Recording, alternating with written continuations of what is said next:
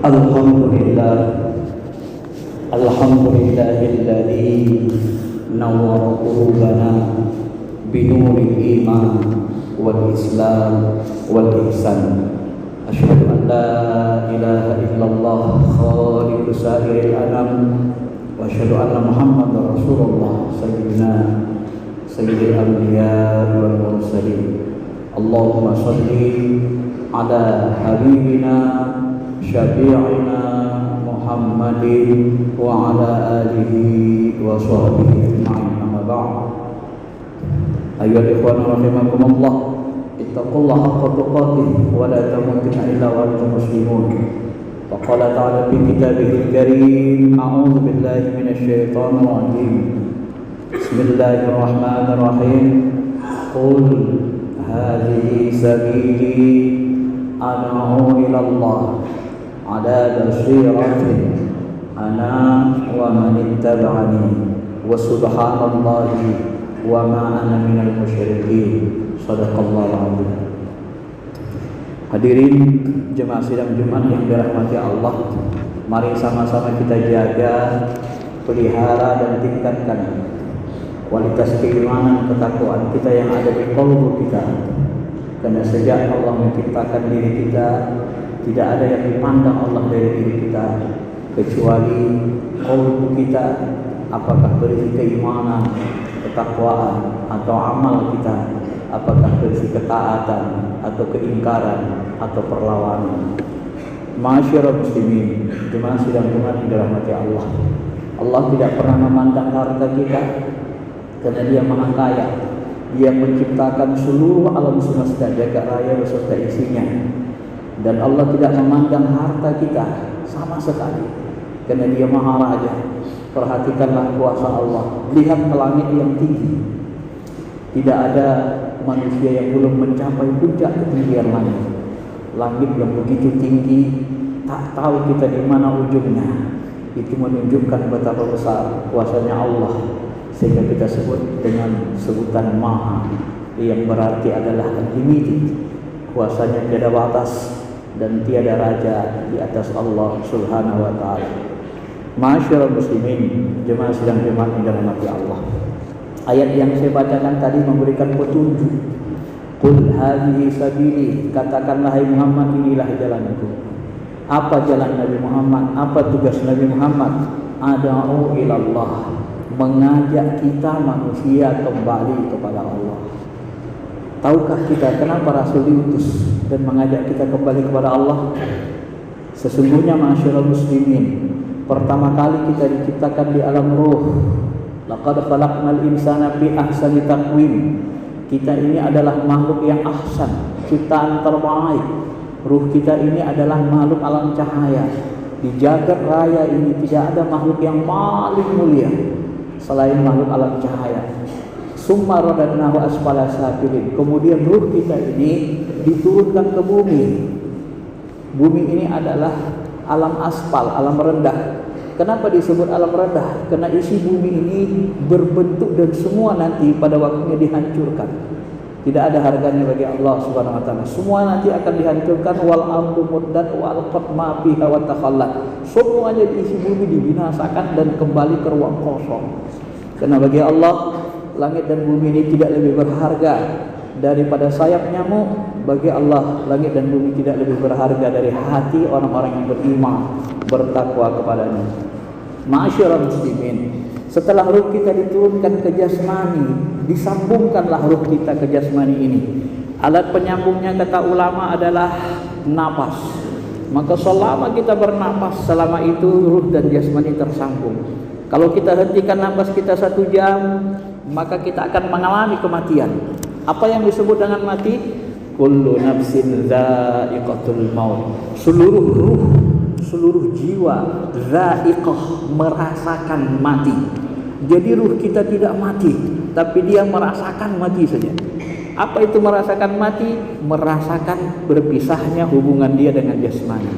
Ketika jasmani dan ruh kita terpisah, maka jasmani kita kembali ke tanah, karena dia berasal dari asalnya sulalatin min tin, dari sampati tanah. Dan ruh kita dikekalkan Allah kembali ke alam cahaya. Dan hakikat diri kita adalah ruh kita.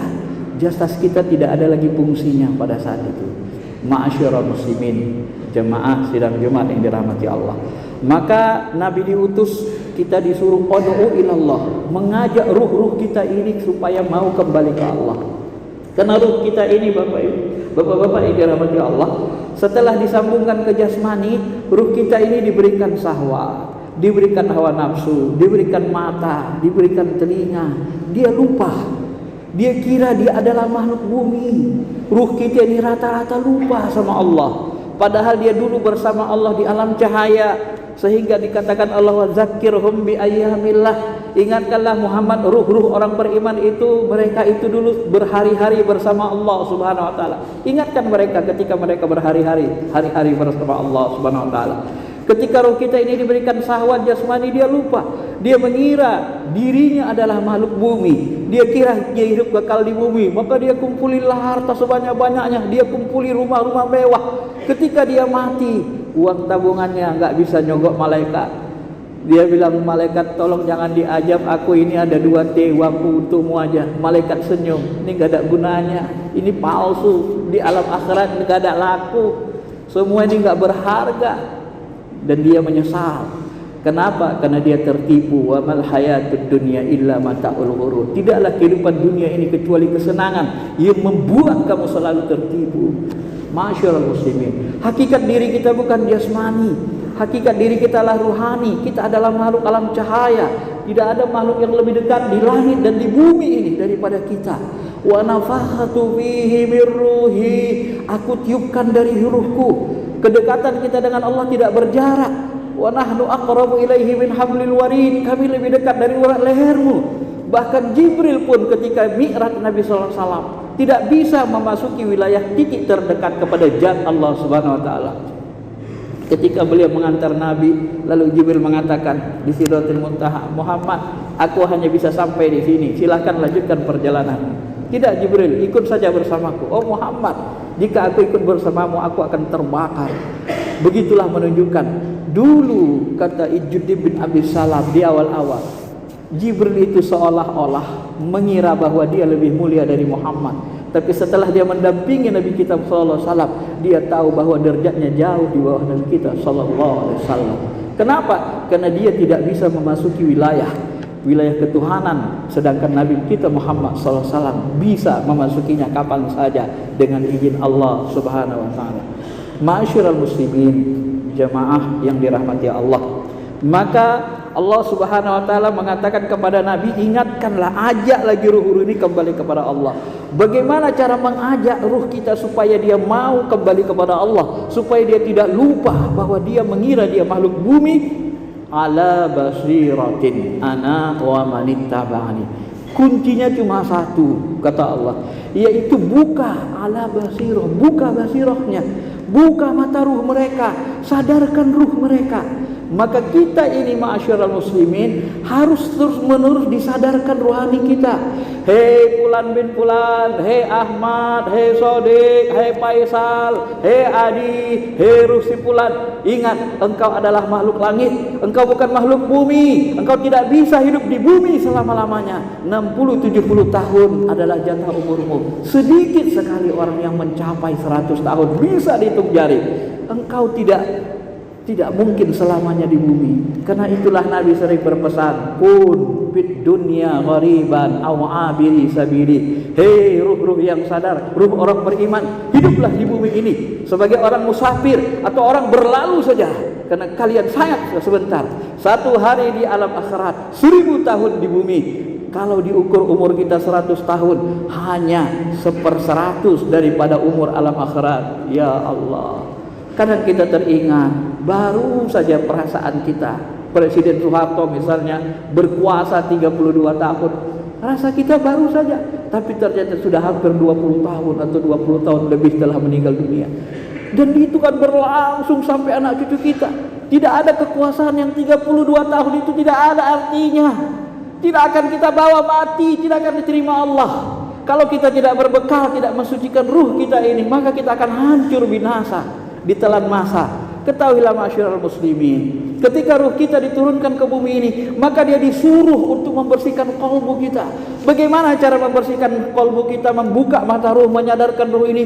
Tidak ada cara lain kecuali cara yang diajarkan Nabi SAW. Allah Ta'ala berfirman dalam hadis kursi, wa ma taqarraba ilayya abdi bi syai'in ahabba ilayya mimma aftaratu alaih. Cara kita adalah beramal. Tidak ada yang paling kucintai yang dilakukan hambaku untuk mendekatkan dirinya kepadaku, membuka mata kalbunya, kecuali mengamalkan amalan ibadah-ibadah fardu. Tidak henti-hentinya hambaku mengamalkan amalan nawafil, amalan sunnah. Apabila kita tidak berhenti mengamalkan amalan wajib dan amalan nawafil, nanti kita akan ketemu dengan puncak qalbu, puncak rasa. Ruh kita akan mencintai Allah. Hatta ahibbah, sampai aku mencintainya. Pahamilah baik hadis kursi ini. Tujuan kita beribadah itu yang pertama adalah munculnya taqarrub, kedekatan kepada Allah, rasa dekat yang sangat kepada Allah. Setelah muncul rasa dekat, taqarrub, baru muncul hub, rasa cinta. Nah, inilah yang diinginkan Allah, hasil dari ibadah kita, mengamalkan amalan fardu, baik amalan sholat maupun amalan puasa, amalan haji, amalan zakat. Semua ini harus nanti menghasilkan rasa cinta dan ketundukan yang penuh kepada Allah Subhanahu wa taala. Kadang-kadang kita sedih kalau kita hitung-hitung, kita merdeka 1945, sekarang 2024. Berarti negeri kita ini sudah puasa selama 79 tahun. Bayangkan, renungkan, 79 tahun negara kita, umat Islam terbesar dunia ini puasa. Apakah sudah mampu merubah keadaan bangsa negara kita, merubah masyarakat kita lebih baik, lebih bagus akhlaknya, lebih bagus pikirannya, lebih dekat kepada Allah, lebih mencintai Allah?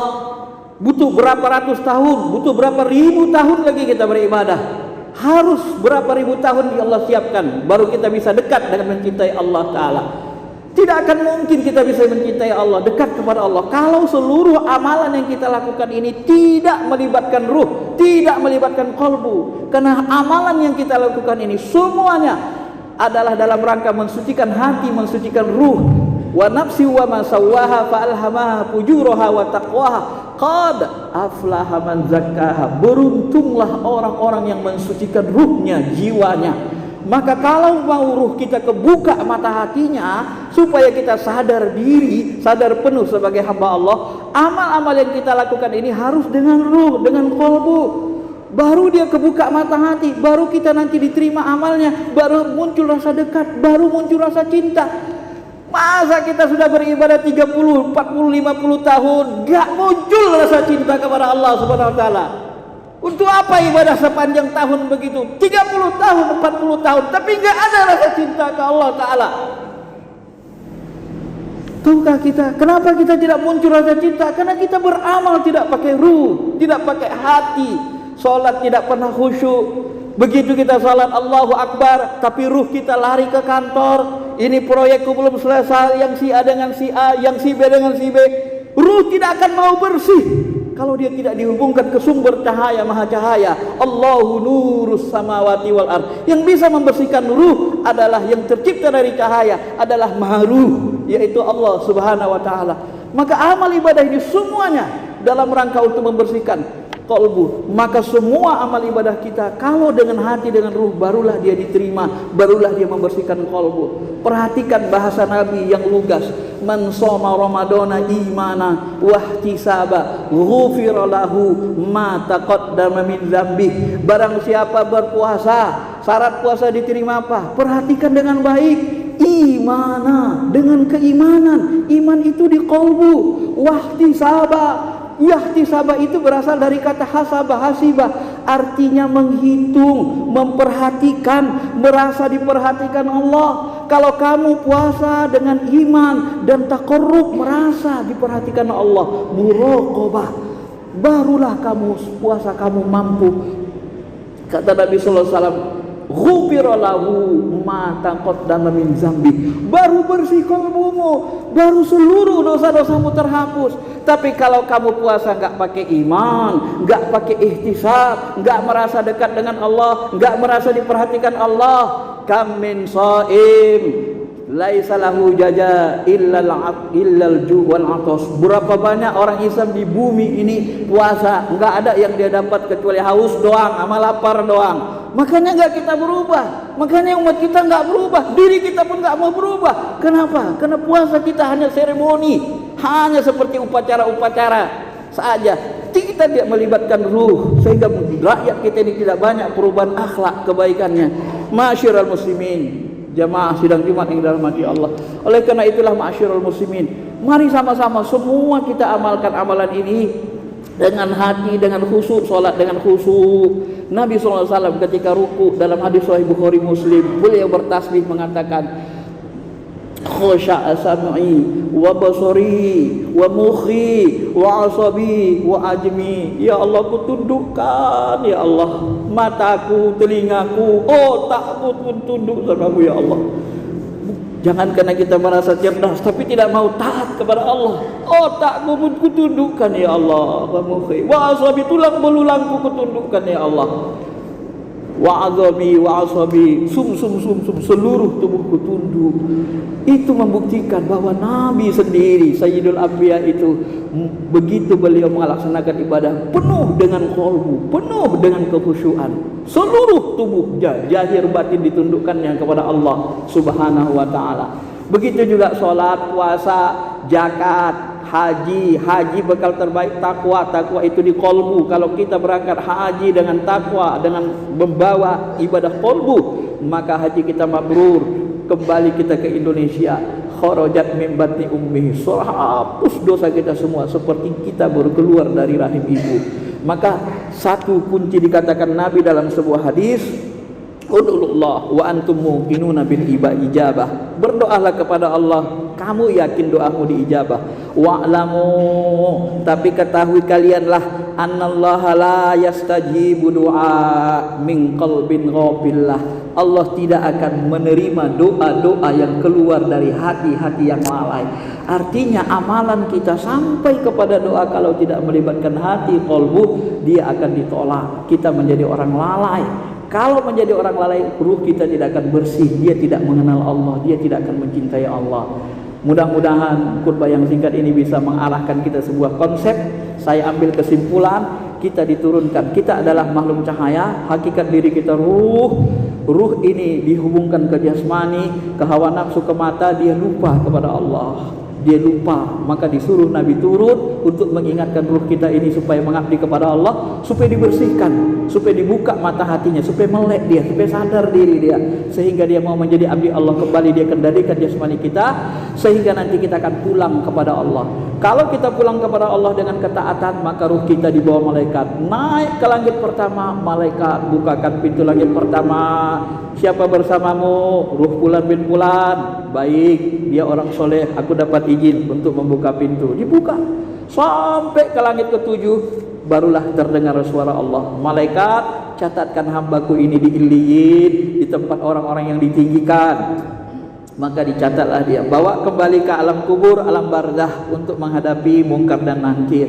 Baru diberikan dia kemuliaan. Datanglah amal-amal dia dalam bentuk pemuda yang sangat tampan wangi, mendampingi dia, mengawal dia untuk menghadapi munkar dan nakir. Ini hadis sahih. Tetapi bagi orang-orang yang ruhnya kembali dalam keadaan kotor, orang yang sering buat zalim, kenapa orang berdosa disebut buat zalim? Zalim itu berasal dari kata zalama. Zalama gelap, kotor. Orang yang banyak buat dosa, buat zalim, ruhnya kotor. Zulumatil lail, gelap, ruhnya gelap, busuk, hitam. Dibawa malaikat di langit pertama. Malaikat bukakan pintu langit pertama. Kata malaikat, aku tidak dapat izin bukakan ruh yang pulang dalam keadaan kotor begini, bau busuk. Langit ini hanya tempat orang-orang mulia, bukan tempat orang-orang hina seperti ini. Bukan makhluk bumi, bukan orang yang hubud dunia, bukan orang yang menjadi budak bumi. Ini langit semuanya budak Allah, hamba Allah yang bisa masuk. Hamba bumi, hamba harta, hamba jabatan tidak diterima di sini.